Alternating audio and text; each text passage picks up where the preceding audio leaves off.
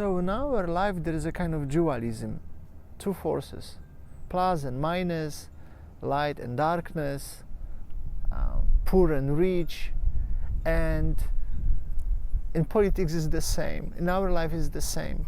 But have we ever considered why this is happening? Why the universe created these two forces? Do we just accept them as it is? Or maybe there is a chance, or maybe there is a law that we can actually apply in our lives, and we can join these two forces together. Have you ever considered what would happen that if this is possible, that rich and poor, they are living on the same street, in the same house?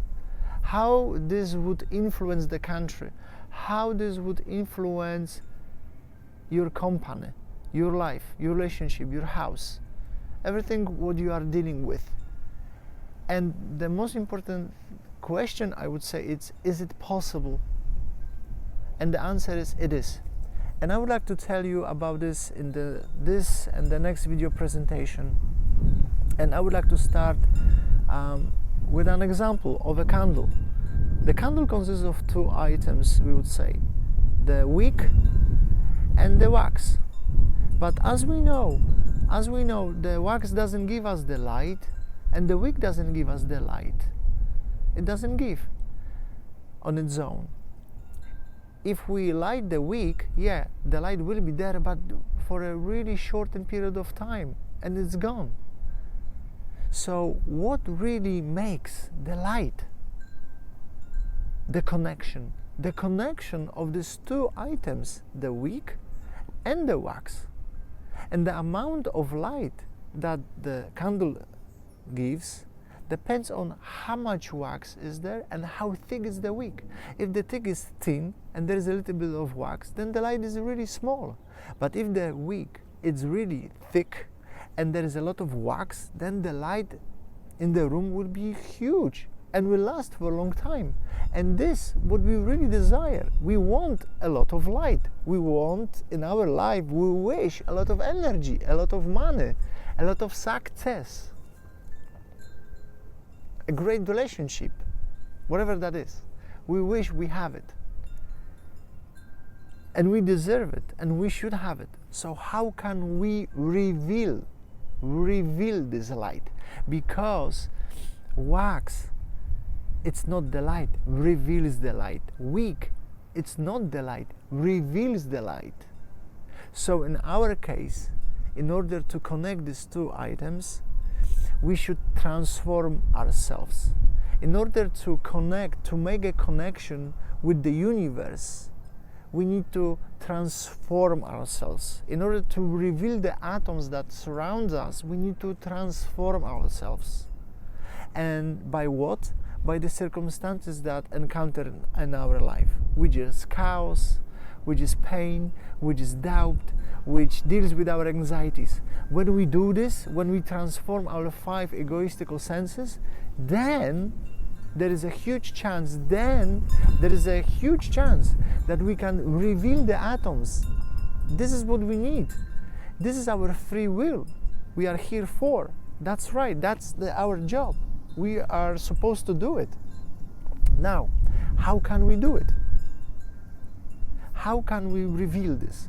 And it's so difficult to understand that, because when we take, let's say, a table and we want to go across a room, we tend to believe, we really truly believe, that on the way it's stable, but it's not. It's not the table. The table only reveals the atoms. The atoms are standing on our way, not the table. The table has a desire to this amount to reveal the atoms. The same is with tree. The tree has a desire to reveal itself to the point of a tree. That's it. The tree will not become an animal. And the same is with the animal. It's on a higher level. So the animal has a desire to be and behave like the animal. But the higher than animal are we, are human beings. We have the power.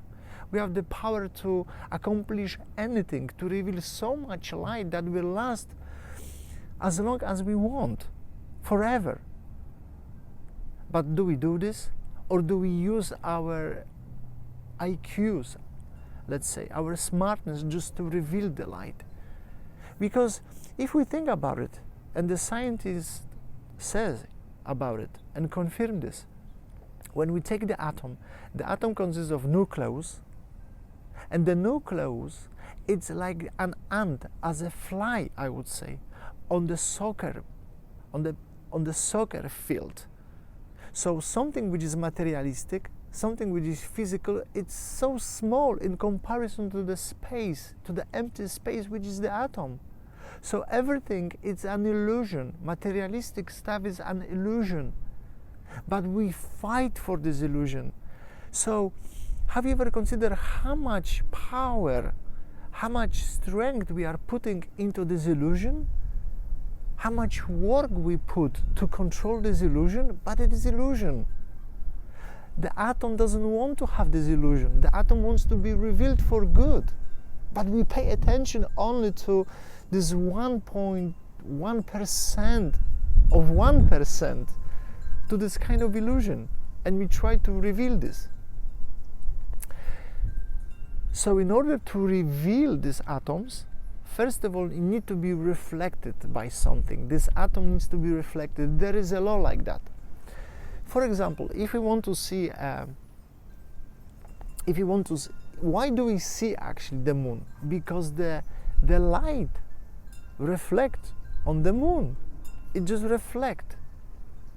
The same is with any other items in our life. If we want to see ourselves, we look in the mirror. And only if we look in the mirror, only if the mirror actually reflects us, then we can see us, not beforehand. So if we want to see whatever we want to see, if we want to see money in our life, the money needs to be reflected. But there is a problem, because we have in our world fear. So if we earn money, we don't want to reflect them, because we desire money. So where the money should be reflected from? From the fear of having not money. Therefore we pay so-called tithing. The money should be reflected on something. If we don't do that, the money cannot manifest in this world, cannot be revealed by the atoms. Cannot. So let's say we earn the money in our business and we want to have this money. We need to reflect the money. But what is our fear? We desire money. Let the reflect bounce back. Then they will manifest. The same is with our anxieties. The circumstances gives us, or other people, the anxiety. We need to reflect this anxiety. We need to reflect this control by these circumstances. If we don't do that, the anxiety will be even stronger. So the first lessons, in order to reveal, to put together this minus and plus in our life, in our world, the first step, the first idea, it's that we should be aware that we need to bounce it back. Whatever that is in us, the sex, the control, the anxiety, whatever we want to have, we need to bounce it back. We need to bounce it back from the circumstances. And when we do it, when we use our free will, then, and only then we can join these two forces and be like the candle that reveals the light. Only then. And I will talk more, of course, about this in the next video presentation. See you then.